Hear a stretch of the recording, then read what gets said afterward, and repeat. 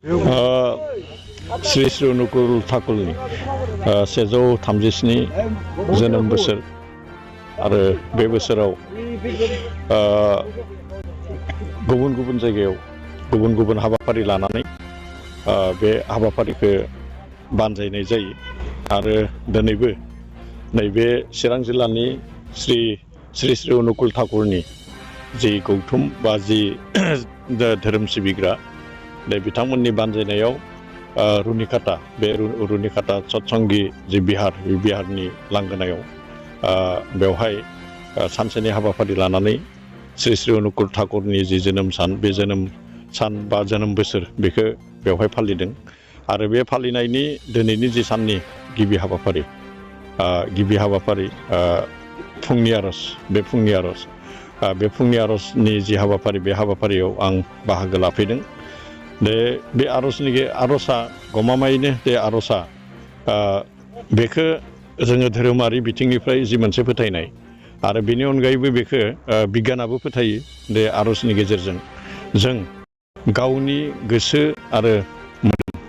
बा गोसो आरो सोलेर बे गोसो आरो सोलेरखौ थाजिम खालामनायजों लोगोसे बे बुहुमनाङै बा ओनसोलाव जिखिनि माने जोंहा जायखौ मा होननानै बुङो जायखौ अखुद्ध होननानै बुंनाय जायो गोथार नङि बे गोथार नङि जि मोनसे थासारि बे गोथार नङि थासारिखौ नैबेबायदि आरजनि गेजेरजों बेबायदि हाबाफारिनि गेजेरजों जों मोनसे जि मोनसे मोजां थासारि थासारि बेबायदि मोनसे थासारियाव बेखौ मोननो हायो आरो दिनै बे जि फुंनि आरज बे फुंनि आरजआ जोङो जि मोनसे माने बे गावनि थाखायबो गावनि जिउनि थाखायबो बे आरजआ जोबोद गोनांथि आरो सासे सुबुङा जुदि बेबायदि फुंनि जागायनायखौ जुदि जागायजेनोब्ला गमामायैनो आद्रा थानाय जिखिनि सान बे साना बेयो मोनसे जोबोद मोजां बियो जाफुंसार जानो हायो। दा बेनिखायनो दिनै बेवहाय चिरां जिल्लानि जि श्री श्री अनुकुल ठाकुरनि 137 जोनोम बोसोरजों लोब्बा लानानै जि मोनसे बेवहाय हाबाफारि बे हाबाफारियाव नैबे गावजों जि मोनसे मुलाम्फा जानायजों लोगोसे ओनसोला आरो बुहुमा मोनसे मुलाम्फायाव बियो फैयो आरो बेनि जि मुलाम्फा बे मुलाम्फाखौ जोङो मेगनजों नुनो मोना मेगनजों नुयि जायखौ आनमेनिफेस्ट होननानै बुङो बे आनमेनिफेस्ट आरो बे आनमेनिफेस्टआनो आथिखालाव बा आनमेनिफेस्टआनो माने सोरजिजेननायनिफ्रायनो बुहुमखौ बियो बेलेन्सआव लाखिदों आरो बेनिखायनो दिनैनि समाव नैबेबायदि हाबाफारिनिफ्राय जों गावजों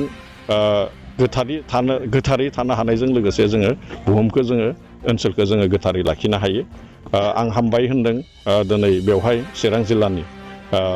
जिखिनि माने श्री श्री अनुकुल ठाकुर बा सत्संगी होननानै बुङो सत्सं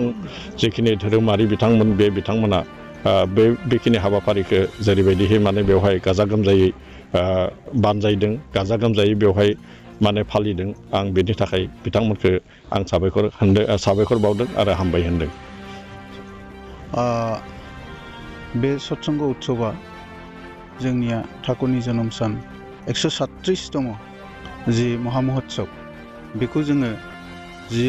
चिरां जिल्ला भित्तिनाङैनो बेखौ खुंफुंनाय जादों आरो बेवहाय जोंहा चिरां डिस्ट्रिक्ट हिसाबै जोंनाव 11टा सत्संग मन्दिर दङ। बिनि गासैबो जाति बरन जेबो बासिया जासेनो बेवहाय जोङो भबिष्यत जाहाथे जोंनि साफ्रोमनिबो मंगलनि आरो जायफोर सत्संगि नङा बिसोरनिबो मंगलनि कामना खालामनानै नैबे उत्सबखौ खालामनाय जादों। जोङो बेखौ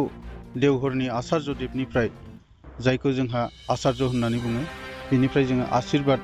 लानानै जों खालामनाय जादों आरो अबिन्दानि निर्देश बे हिसाबै जोङो खालामनाय जादों आरो जोङो प्रत्येक बोसोरावनो बेखौ जों खालामबाय थागोन। एइबारनिफ्राय जोङो जिल्ला भित्ति हिसाबै खालामनो थाखाय प्रथमबारनि थाखाय बार्षिकिखौ लानाय जादों। नेक्स्ट बोसोरनिफ्राय जोङो बोसोरे जोङो बेबायदिनो डिस्ट्रिक्ट वाइसै जोंनि 11टा जि मन्दिर दङ बेखौ लानानै जोङो बेबायदिनो डिस्ट्रिक्ट हिसाबैनो जोङो सालायलांगोन बेखौ जोंनिफ्राय थिरांथा लानाय जादों आरो बेखौ जोङो आसा खालामदों जाहाथे जोङो जेरै थिरांथा लानानै जोङो बोसोरकिया हिसाबै बा जोङो गासै चिरां डिस्ट्रिक्ट हिसाबै जेरै उत्सबखौ खालामलांनो सानदों बेयो जाहाथे जाफुंलांबाय थायो बेखौनो आङो श्री श्री ठाकुर अनुकूल चन्द्रनि आथिङाव गंग्लायै खुलुमनानै भबिष्यतआव जाहाथे जोंनि मंगल जालांनो हायो साफ्रोमनिबो मंगल जानो हायो आं बेखौनो आसा खालामो। जोङो नैबे समाव फुंनि समाव बिटिसिनि जे स्पिकार बिथांखौ बाहागो लानाय नुदों। बियो जोङो चिफ सारखौनो लेंदोंमोन नाथाय बिहा एसे देहाबो उसुबिदा आरो मिटिं दं होनदों। बिथाङा दाख्लै जोङो थांनानै जेब्ला लिंदोंमोन आं सौहैनाय जानाय नङा खिन्थु आङो स्पिकार सारखौ थिनहरगोन होननानै बिथाङा बुंदों आरोखि। जेरै चिफ सारा बिथोन होदों बेबायदिनो जोङो सारनि अनफुंनायखौ जों चिरां डिस्ट्रिक्टआ खुब खुसि जादों आरो सारमोननिफ्राय जोङो सत्संगि जायफोर दङ सत्संगि धोरोमारिफ्रा बिदिनो बिटिआर सोरखारनिफ्राय अनसुंथाइ मोनलांगोन सहाय मोनलांगोन बेखौ जोङो मिजिंथिदों। सानबेसेनि हाबाफारि जागोन? बेयो सानसेनिल' हाबाफारि जोंनि प्रार्थनानिफ्राय लानानै जोंहा दा सेकेन्ड टाइमा जोंना 10:30 जोंहा रड प्रसेसन दङ। बेनि उनाव जोङो 12:30 जोंहा अपेन सेसन होनो जोङो सत्संगि सन्मिलन जागोन। बेवहाय जोङो जोंनिनो सत्संगिका बा क'क्राझारनि एसपिआ बा क'क्राझार कलेजनि एक्स प्रिन्सिपाल बिथाङा दानि जोंनि बर' साहित्य सभानि प्रेसिडेन्ट डक्टर सुरत नार्जारि बिबो फैगोन। बेनिफ्राय जोंनियाव बेवहाय नुजाफैबावगोन बिहुं CITनि डक्टर बिहुं ब्रह्म बिथाङाबो बेवहाय जोंनावहाय आलासि महरै बाहागो लाफैगोन। बेनि उनाव जोंनियाव बेवहाय नुजाफैनो दा जोंनि स्पिकार सार बुंनाय बादिब्ला गावनि देहाया जुदि मोजां थायोबा चिफ साराबो नुजाफैगोन होननानै बुंलांदों आरो जोङो बेवहाय आगुनि एक्स चिफ हाग्रामा महिलारि सारखौबो लेंनाय जादों हयथ' बिथाङाबो सौफैनो हागोन अपेन सेसनाव आरो जोंहा खाम्फा महिलारि सार बिथाङाबो एक्स डिपुटि चिफ खाम्फा बरगयारि सारखौबो जों लेंनाय जादों। मानो होनोब्ला खाम्फा बरगयारिनिनो बे जायगाया बिथांखौबो जोङो हांख्रायनाय जादों। निस्सय बिथाङा फैगोन होननानै जोंनिसिम बिबुंथि हरदों दाख्लै हयथ' बिथाङाबो नुजाफैगोन।